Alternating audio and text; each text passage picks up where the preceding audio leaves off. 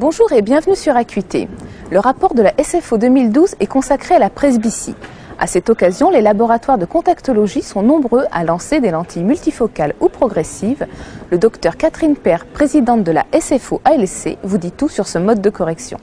La lentille pour presbyte en France se développe d'une manière raisonnable. Je dirais que il y a beaucoup de nouveaux porteurs et puis il y a toutes les techniques chirurgicales qui arrivent. Alors là, on en parle beaucoup et ça fait un petit peu de mal à la contactologie. Et pourtant les produits sont de plus en plus efficaces. Il y a énormément de nouveautés. Il y a des nouveautés en particulier sur les géométries, sur les matériaux et sur les renouvellements.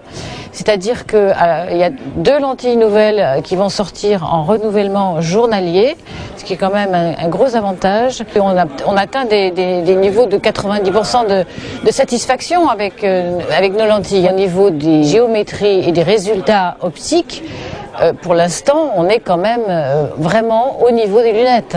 Tout le monde peut être équipé, quel que soit le défaut de réfraction. On a maintenant des lentilles parfaitement adaptées à toutes les différentes visions. Et maintenant, bientôt, y compris à toutes ces cornées un petit peu martyrisées par les chirurgies réfractives et même pour les kératocones, puisqu'on a maintenant des lentilles spécifiques pour les kératocones et qui corrigent en même temps la presbytie. Les lentilles, c'est toujours considéré comme un multi-équipement, c'est-à-dire que lorsqu'on a des lentilles, on a aussi des lunettes, évidemment. Et puis, moi, je dirais que le stade lentille est un stade préliminaire à la chirurgie. C'est-à-dire qu'on peut imaginer, étant donné que la presbytie est un défaut de réfraction qui évolue,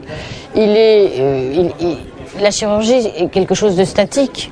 Donc, il me paraît nécessaire, si vous voulez, d'utiliser des techniques qui évoluent en fonction de la presbytie.